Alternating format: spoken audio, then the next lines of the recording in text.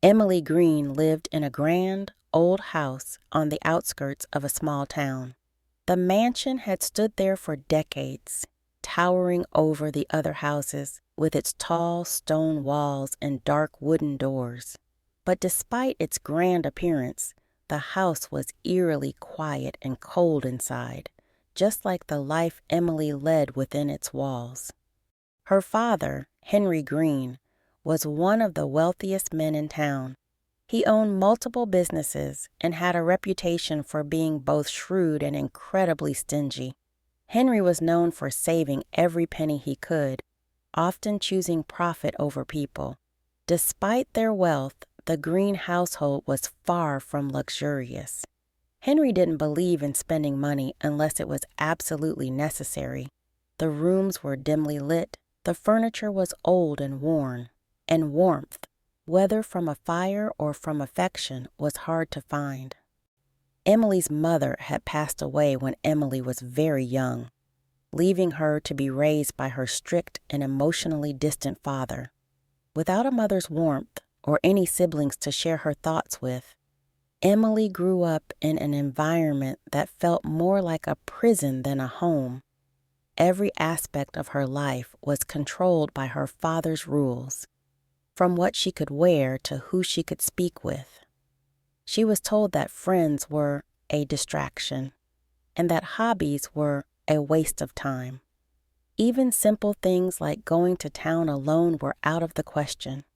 Henry insisted on knowing her every move. Now, in her early 20s, Emily felt like a stranger in her own life.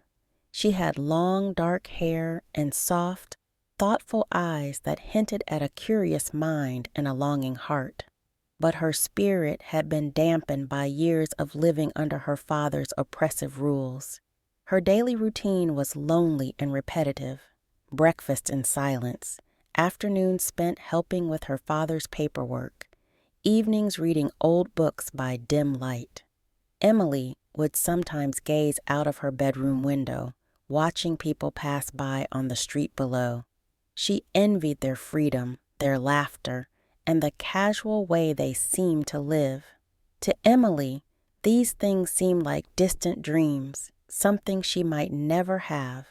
Despite everything, Emily's heart held a secret, quiet hope. She dreamed of exploring the world beyond her father's walls, of seeing places she'd only read about, and of finding joy in life's simple pleasures. But every time she considered doing something bold, like walking into town alone, she would hear her father's voice in her mind, telling her that she was too naive, too inexperienced, too fragile.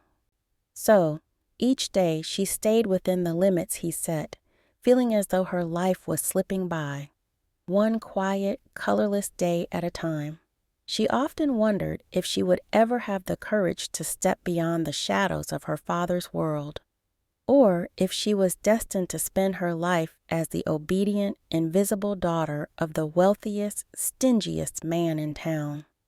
One crisp autumn afternoon, Emily was startled by the sound of an unfamiliar voice echoing through the quiet halls of the Green mansion.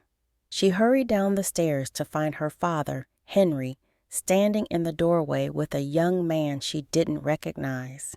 The man had a warm smile, curly brown hair, and an air of casual confidence that felt out of place in their cold, orderly home. "Emily," her father grumbled, sounding displeased. "This is your cousin, Charles." Charles extended his hand with an easy grin. "Nice to meet you, Emily. I've heard a lot about you." Emily shook his hand, feeling a mix of surprise and curiosity. She hadn't seen Charles since they were children, and she barely remembered him. Charles had grown up in the city with his parents and had rarely visited, but now here he was, standing in their doorway with a suitcase, looking both charming and slightly amused. "Charles is staying with us for a few days," he announced, in a tone that suggested he had little choice in the matter. He turned to Emily with a sharp look. "Make sure he's comfortable." Emily nodded obediently, though she was secretly thrilled. Charles was different from anyone she'd ever met, with an open, friendly manner that felt refreshing. As soon as her father left the room, Charles looked around, his gaze settling on the dark wood paneling, the worn furniture, and the dim lighting. "Not exactly cozy, is it?" he said with a chuckle, leaning in as if they shared a secret. Emily couldn't help but smile.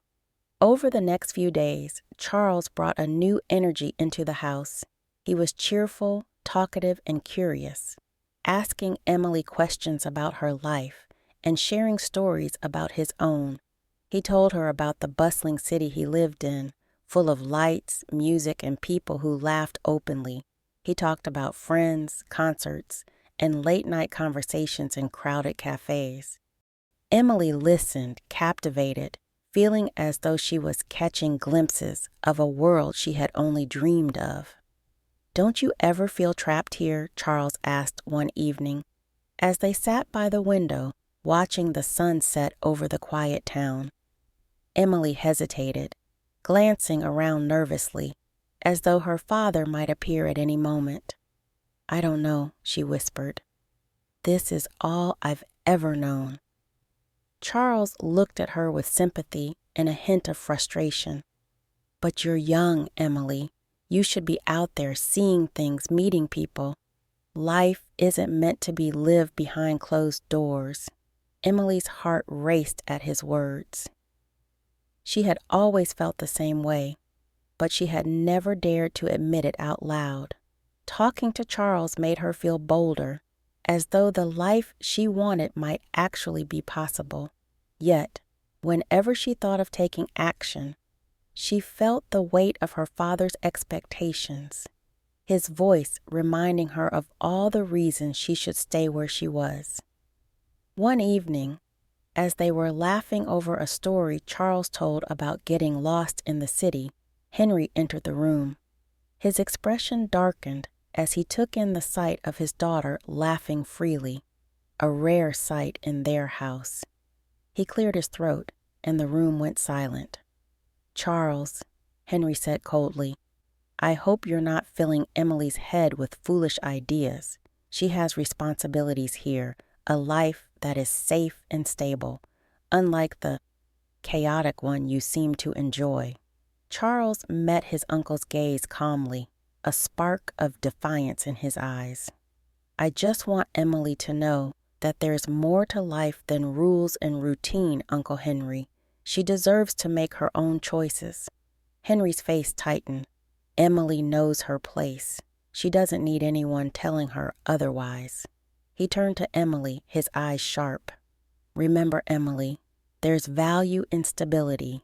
Adventure may sound appealing, but it's unpredictable and dangerous." As her father's words sank in, Emily felt a familiar wave of guilt and fear. She wanted to believe Charles, to imagine a life filled with freedom and joy, but her father's voice, calm, stern, and unwavering, pulled her back into the world she had always known. Charles gave her a sympathetic look, as though he understood the struggle inside her.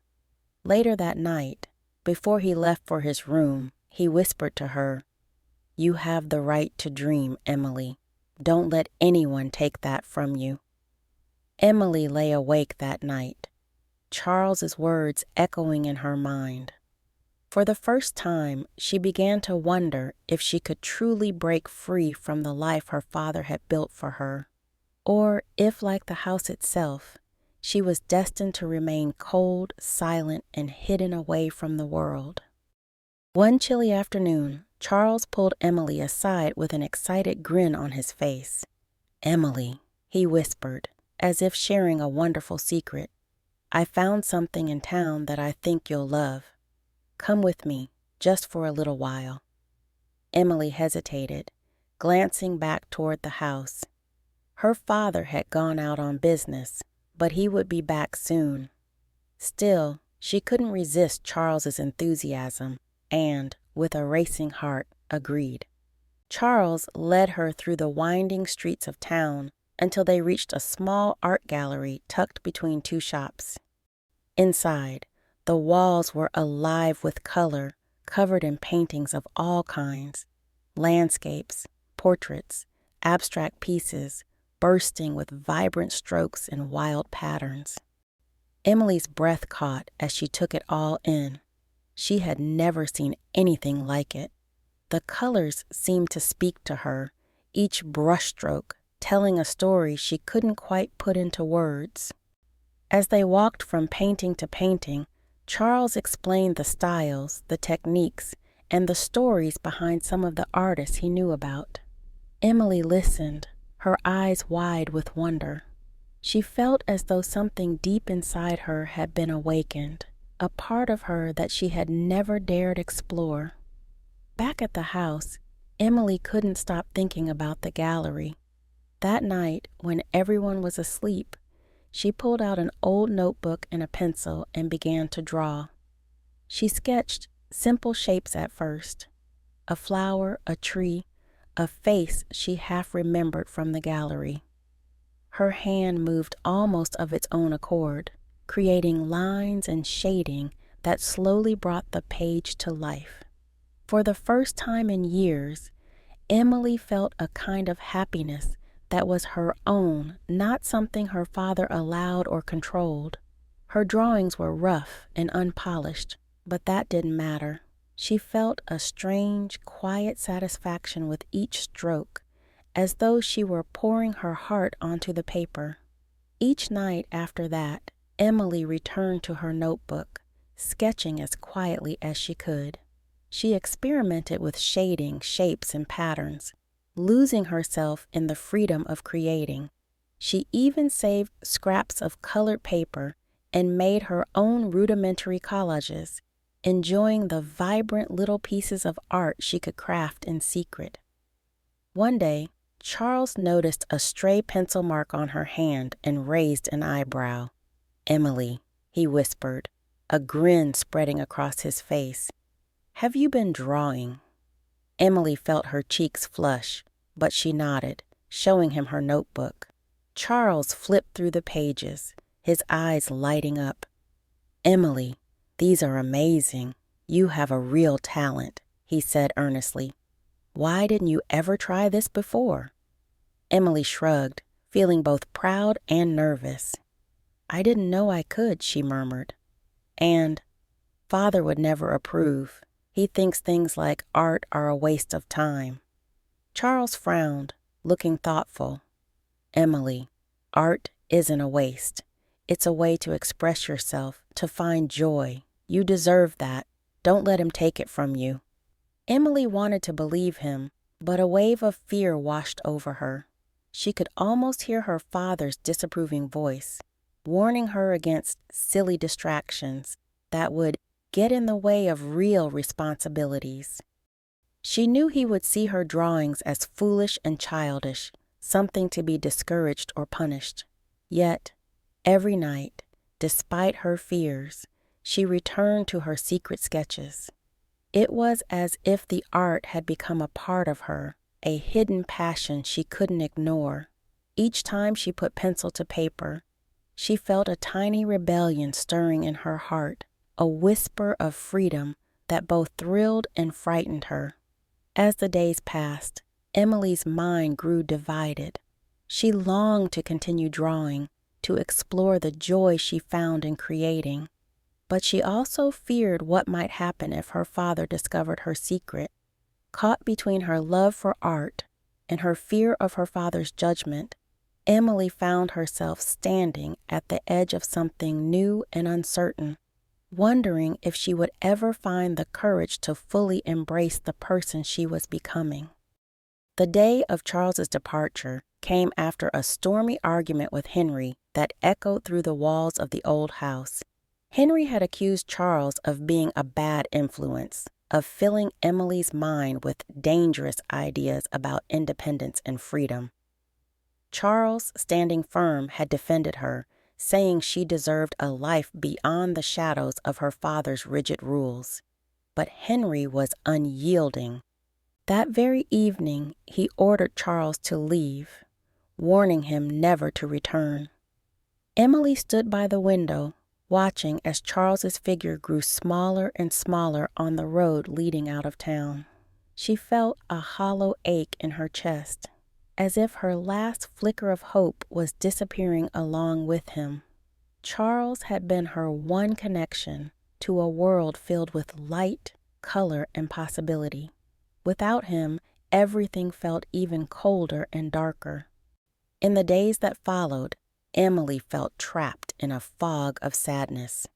Her father's words were as sharp as ever, reminding her of her responsibilities and of the foolishness of her art. He even found her notebook one evening, flipping through her drawings with a look of disgust. "This is what you've been wasting your time on?" he said coldly, his eyes narrowing.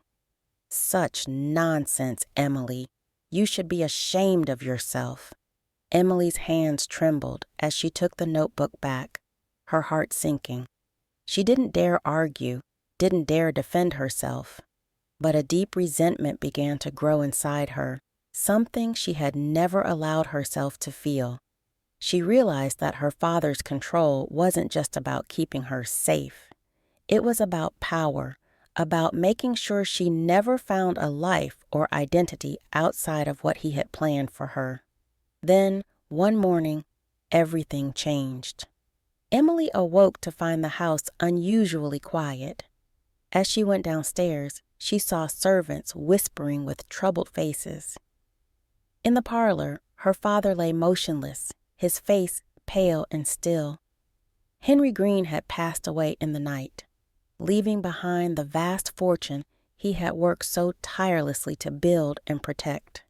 For Emily, the news brought a strange mix of emotions. She felt a deep, aching sadness, but also an overwhelming sense of relief. She was free, and for the first time, there was no one to hold her back. The following days were filled with arrangements, lawyers, and paperwork. When all was settled, Emily was informed that she had inherited everything: her father's money, his businesses, the house. She was now one of the wealthiest women in town. But as she sat in the quiet mansion, Emily felt an emptiness that no amount of money could fill. The wealth meant nothing to her. It was a symbol of everything her father had valued and everything he had denied her. For so long she had dreamed of freedom, of a life filled with color, laughter, and meaning. But now, standing in the middle of the vast, empty house, she realized that her inheritance was a reminder of everything she had lost: her youth, her dreams, her very sense of self. Emily walked to the parlor, her sketchbook in hand. She flipped through her drawings, each one a glimpse of the joy and creativity she had once felt, hidden away in secret. Slowly, she began to understand. This was her chance to start anew, to build a life for herself, free from her father's control. But she also knew that it wouldn't be easy. Freedom, she realized, came with a cost, one that she was only just beginning to understand. In the weeks that followed her father's death, Emily found herself struggling with an unexpected question. What would she do now? She was free, wealthy, and for the first time in control of her own life. Yet, with all the choices before her, she felt paralyzed. Her father's voice lingered in her mind, echoing with doubts and warnings about wasting money and unnecessary distractions. But alongside those voices was another, a quiet but determined whisper from within, urging her to find the life she'd always wanted. One evening, Emily decided to return to the art gallery that Charles had once taken her to. Walking through the gallery halls, she felt the familiar excitement she'd first experienced with Charles. This time, she saw the paintings not as unattainable dreams, but as possibilities. She noticed young artists standing by their work, discussing their inspirations and sharing their stories with visitors. Seeing their passion sparked something in her, and she realized She wanted to support others who shared her love for art. She wanted to be a part of a world where creativity was celebrated, not stifled. In a sudden, bold decision, Emily knew exactly what she wanted to do. She would use her inheritance to create opportunities for others. The next morning, she visited a lawyer and set up a fund to support young artists in her town, giving them the resources to pursue their dreams. She could imagine the impact: a studio for local artists, workshops, and maybe even exhibitions where they could show their work. She smiled, knowing that this was exactly what she needed to do for herself and for others like her. But her journey wasn't over. Emily kept a portion of the inheritance for her own dream, finally allowing herself to pursue art. She transformed one of the mansion's grand, unused rooms into a studio, filling it with canvases, paints, and brushes.